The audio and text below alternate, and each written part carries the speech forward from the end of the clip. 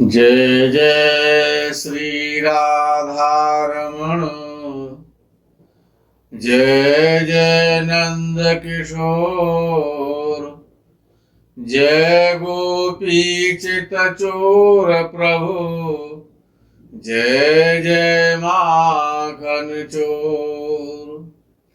भगवान राधा कृष्ण के चरणारविंदों में शतकोटि नमन बंदन करते हुए मित्रों को, जिज्ञासुओं को, धर्म प्रेमियों को, ज्योतिष विज्ञान प्रेमियों को हर हर महादेव बम बम भोले नमः शिवाय। मित्रों, इस संसार सागर में ज्योतिष शास्त्र अपने में अलौकिक, अद्वितीय, तीनों कालों को परिभाषित करने वाला एक विशेष ज्ञानमय भूत, भविष्य और वर्तमान सब पर दृष्टि रखने वाला बड़ा महत्वपूर्ण शास्त्र है। और इस शास्त्र की आवश्यकता जो ज्ञानी है, विवेकी है, विज्ञानी है, बुद्धिमान है, जीवन में कुछ करना चाहते हैं, जीवन में कुछ बनना चाहते हैं, जीवन को सुगम करना चाहते हैं, समस्याओं का समाधान चाहते हैं, ऐसे पुरुष इसका सदुपयोग करते हैं। संसार में लोभ, मोह, दंभ, कपट, पाखंड, छल, मद, मत्सर, ये जितने भी काम, क्रोध, लोभ, मद, मोह, मत्सर, ये जितने भी शत्रु हैं, ये मनुष्य के मनुष्य रूपी जीवात्मा के शत्रु हैं। तो ये गुण तो सब में होते हैं, लेकिन ये समुचित रूप से इनका सदुपयोग हो सके, इसलिए ज्योतिष शास्त्र की आवश्यकता है। और ग्रहों में चंद्रदेव, ग्रहों में चंद्रमा बड़ा महत्वपूर्ण ग्रह है। अगर चंद्र किसी का अच्छा है तो व्यक्ति बड़ा विचारक होता है, बड़ा बुद्धिमान होता है, तीव्र और प्रखर बुद्धि का होता है, जीवन में समस्त प्रकार का सम्मान, अच्छे लोगों की संगति, उच्च विचार, महत्वाकांक्षाएं उसकी हमेशा पूर्ण होती हैं। और ऐसा व्यक्ति बड़ा परोपकारक होता है, विचारक होता है, सदव्ययी होता है, बड़ा धनी होता है और सुखी होता है। माता का और मातृभूमि का उसे पूर्ण सुख मिलता है, हमेशा निश्चिंत रहता है, परम प्रसन्न रहता है। शरीर का, संसार का, परिवार का, घर का, भूमि, भवन, वाहन का, समस्त प्रकार के जो ऐश्वर्य है उसको प्राप्त होते हैं। यदि किसी का चंद्र खराब है तो ऐसा व्यक्ति बड़ा क्रोधी होता है। और कहते हैं कि चंद्र जब वृश्चिक राशि में होता है तो बहुत खराब माना जाता है, कि 19 राशि का हो जाता है। लेकिन ऐसा भी देखने में आता है, ज्योतिष शास्त्र भी इस बात को मानता है और जगत में भी ऐसा देखा जाता है कि चंद्र नीच का है लेकिन बहुत उच्च विचार वाला है, बहुत उच्चाकांक्षी है, बहुत उच्च पद पर अलंकृत हो रहा है, बड़ा सद्विचार है, लोक कल्याण की जिसकी भावना है, परोपकारी है, निस्वार्थ रूप से प्रेम करने वाला है, स्पष्ट भाषी है, बड़ा सदब विचार वाला है, तो चंद्र कब खराब होता है? और चंद्र बड़ा महत्वपूर्ण ग्रह है कि जो हमारे विचार हैं, हमारी भावनाएं हैं, हमारा क्रोध है, हमारी हिंसा है, इन सबको चंद्र कंट्रोल रखता है। और चंद्र के 3 शत्रु हैं, शनि है, मंगल है और राहु है। ये इनसे चंद्र वस्तुतः पीड़ित होता है। और जब चंद्र पीड़ित होता है तो व्यक्ति के विचार पीड़ित होते हैं, उसे दुख मिलता है। चंद्र यदि कुंडली में 6वें भाव में, 8वें भाव में या 12वें भाव में शनि या मंगल या राहु के द्वारा पीड़ित हो रहा है, दृष्टि के द्वारा पीड़ित हो रहा है या युति बना करके बैठा है, तो चंद्र बड़ा कष्ट देता है, तो चंद्र खराब हो जाता है। केवल नीच का होने से या 6, 8, 12 में केवल मात्र बैठने मात्र से चंद्र खराब नहीं हो सकता। शनि और मंगल और राहु, इनसे जब तक चंद्र प्रभावित नहीं होगा, इनकी दृष्टि नहीं होगी, इनका प्रभाव चंद्र पर नहीं होगा, तो 6, 8 और 12वें भाव में भी चंद्र अच्छा फल देता है। और कभी कभी ऐसा भी देखा जाता है कि किन्हीं सज्जनों की, भाई बहनों की कुंडलियां नहीं होती हैं, तो वो अपने चंद्र को कैसे जाने? ये चंद्र क्या करता है, कैसा होता है, उसका क्या परिणाम है, ये भी बता रहा हूं। लेकिन अगर चंद्र आपका खराब है, पीड़ित है, उसको अच्छा कैसे किया जा सकता है, उसका श्रेष्ठ फल कैसे प्राप्त किया जा सकता है, ये भी मैं बड़ा श्रेष्ठ उपाय आपको बताने वाला हूं। ध्यानपूर्वक वीडियो को सुने। कि जब किसी का जन्म पत्र नहीं है, जन्म दिनांक तक उसको नहीं पता है, और वो चंद्र को जानना चाहता है कि मेरा चंद्र कैसा, कुंडली है नहीं, तो उसके बड़े चंद्र के जो लक्षण हैं, अगर किसी का चंद्र खराब है, उसकी कुंडली है या नहीं है, आपकी कुंडली में चंद्र कैसा है या आपकी कुंडली नहीं है, आपकी कुंडली है तो आपका चंद्र कैसा है, या आप बिना ज्योतिषी से संपर्क किए बिना ही जान सकते हैं। कैसे जान सकते हैं कि आपको क्रोध बहुत आएगा, आप लोभी हो सकते हैं बहुत बड़े, अगर आप क्रोधी नहीं है तो लोभी हो सकते हैं, बड़े कृपण हो सकते हैं, माइजर हो सकते हैं। और आपने देखा होगा कि जिनके पास बहुत धन था लेकिन वो बड़े कंजूस सेठ थे, कृपण थे, बड़े पैसा तो बहुत था, लेकिन वो उनकी पैसे के वो कारण प्रसिद्ध नहीं थे, अपने कृपणता, कंजूस पने के लिए प्रसिद्ध थे वो, तो उनको कंजूस के नाम से जाना जाता था उनको।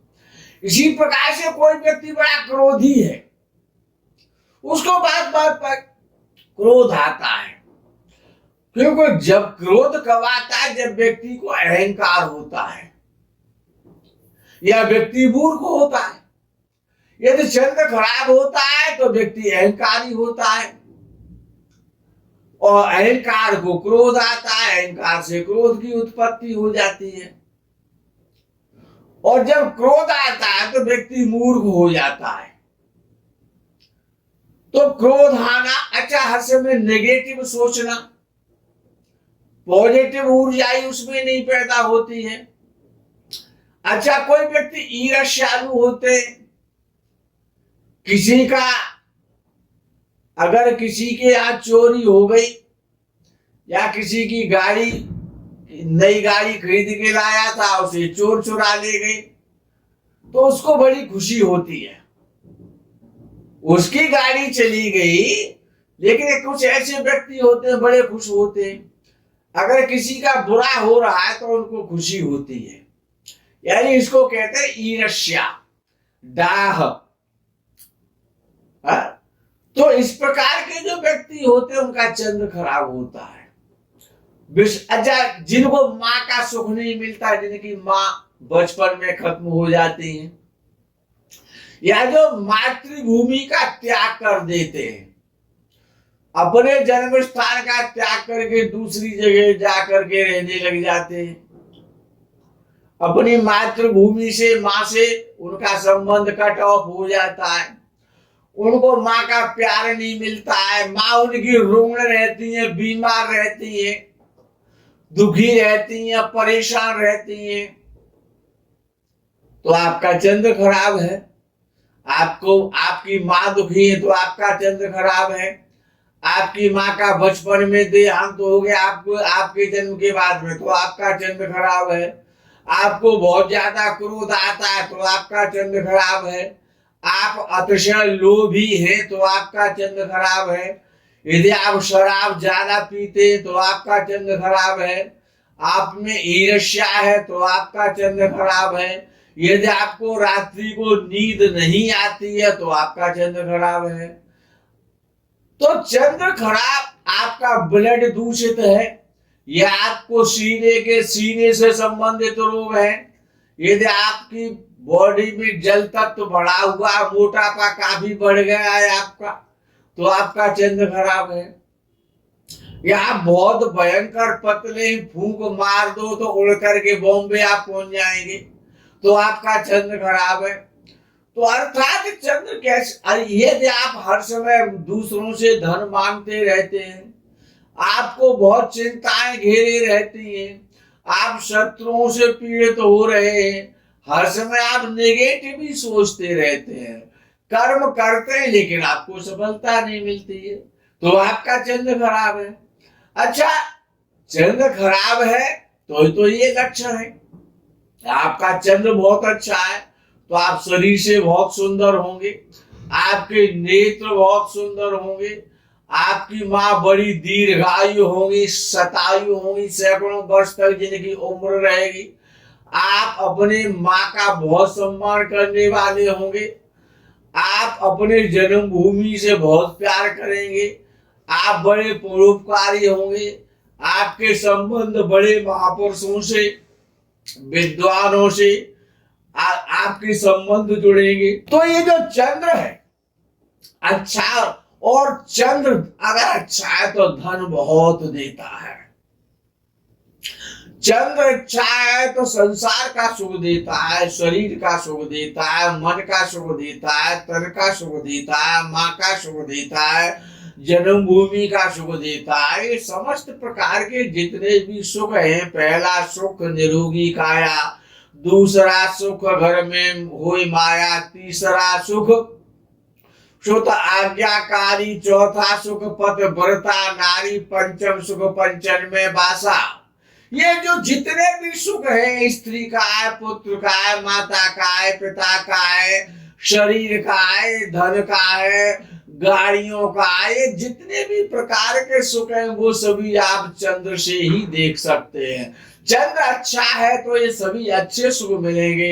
यदि चंद्र आपका खराब है, अगर चंद्र खराब है उसको अच्छा कैसे किया जाए, आपका मन कैसे प्रसन्न हो, उसके लिए विद्वानों ने बड़ा सरल उपाय बताया है। चंद्र रात्रि का स्वामी है, दिन का स्वामी सूर्य है, इसी प्रकार से रात्रि का स्वामी चंद्र है। सबसे पहले इस प्रकार के व्यक्तियों को जिनका चंद्र खराब है, ऐसे भाई बहनों को पूर्णिमा का व्रत करना चाहिए, क्योंकि चंद्र की जो तिथि है वो पूर्ण तिथि है, जिसको पूर्णिमा कहा जाता है।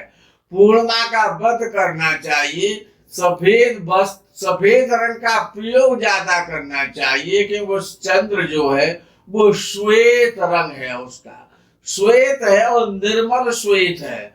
चंद्र जल है तो रात्रि में और खुले आकाश के नीचे चांदनी में बैठना चाहिए यदि आप चंद्र को अच्छा करना चाहते हैं। चंद्र की चांदनी में, और आपको कितना ही मौसम सर्दी का हो रहा है, लेकिन खुले आकाश के नीचे, नीले आकाश के नीचे, ऊपर वाली छतरी वाले के नीचे, और आपको खुले आकाश में एकांत स्थान में कम से कम आधे घंटे, 1 घंटे, पौना घंटे आपको बैठना चाहिए और केवल चिंतन करना चाहिए। आप बिल्कुल शांत होकर के, मौन होकर के, चंद्र यदि आप अच्छा करना चाहते हैं तो मौन रखना सीख लें। मौन हर समय नहीं रखना है, क्योंकि संसार के कार्य भी करने हैं, लेकिन हमको चंद्र अच्छा करना है तो रात्रि को हम खुले आकाश के नीचे मौन होकर के बैठ जाएं, कम बोलें। कम बोलने से भी चंद्र अच्छा होता है। सुनना ज्यादा चाहिए, विचार ज्यादा करना चाहिए, और जब आप कम बोलने का अभ्यास कर लेंगे तो आपका चंद्र मजबूत होने लगेगा, आप में पॉजिटिव एनर्जी उत्पन्न होने लग जाएगी। तो आप खुले आकाश के नीचे बैठे और मौन होकर के बैठे, किसी संसार से बिल्कुल सारे कार्यों को भूल करके बैठे, निश्चिंत होकर के बैठे, चंद्र की चांदनी में बैठे, पूर्णिमा का व्रत करें। प्रातः काल यदि आपके शहर में, आपके शहर के पास में, जहां आप आसानी से 15 मिनट में, 20 मिनट में, 10 मिनट में यदि आप वहां तक पहुंच सकते हैं, तो कोई जल का किनारा है, किसी बड़ी झील का किनारा है, तालाब का किनारा है, किसी सरोवर का किनारा है, किसी नहर, नदी, बंबा का किनारा है, उसमें जल के किनारे जाकर के बैठ जाइए और जल को निहारते रहिए। भगवान जब भास्कर उदय होते हैं उदयाचल में, उस समय, जिस समय भगवान सूर्य नारायण उदय हो रहे होते हैं, उस समय जल के किनारे बैठ जाना चाहिए। जल को टकटकी लगा के देखते रहने से भी चंद्र बहुत मजबूत होता है। दूध का दान करने से, खीर का दान करने से चंद्र बहुत मजबूत होता है। पूर्णिमा को शुद्ध दूध की खीर बना करके, उसमें शक्कर, शर्करा मिला करके और दान करने से चंद्र बहुत प्रसन्न होता है। पूर्णिमा की रात्रि में खीर खाने से, चांदनी में खीर खाने से, खुले आकाश के नीचे खीर का भोजन करने से और चंद्र बहुत प्रसन्न होता है। तो आप इस प्रकार से अपने चंद्र को बलवान बना सकते हैं, क्योंकि चंद्र मन है, चंद्र धन है, चंद्र धन है, चंद्र सर्वस्व है, क्योंकि चंद्र मन का कारक है, विचारों का कारक है। जाकी रही भावना जैसी, प्रभु मूरत देखी तिन तैसी। जिसके जितने बड़े विचार हैं, जितने उच्च विचार हैं, जितनी महत्वाकांक्षाएं हैं, उन सभी को चंद्र ही पूर्ण करता है। इन सभी का चंद्र ही लॉर्ड है। इसीलिए आप अपने चंद्र को मजबूत करें, आप निरोग रहें, आप प्रसन्न रहें, क्योंकि चंद्र का अधिकार शरीर में 65% है। हमारे शरीर में 65% जल की मात्रा है। तो 65 यानी चंद्र जीवन में बहुत महत्वपूर्ण है। 65 के बाद अन्य तत्व है, अन्य ग्रह प्रवेश रखते हैं, अपना अधिकार रखते हैं, लेकिन 65% तो चंद्र का ही अधिकार है। क्योंकि मनुष्य के शरीर में विज्ञान भी इस बात को मानता है कि 65% जल है। इसीलिए जल ही जीवन है, जल है तो कल है। इसीलिए आप चंद्र को मजबूत करें, ये उपाय करें। यदि आपका चंद्र खराब है, जीवन का आनंद लें, निरोग रहें, शतायु हो, दीर्घायु हो। इस गोवर्धन एवं यम द्वितीया भैया दूज की शुभकामनाओं के साथ में हर हर महादेव, बम बम भोले, नमः शिवाय। जय गौ माता की।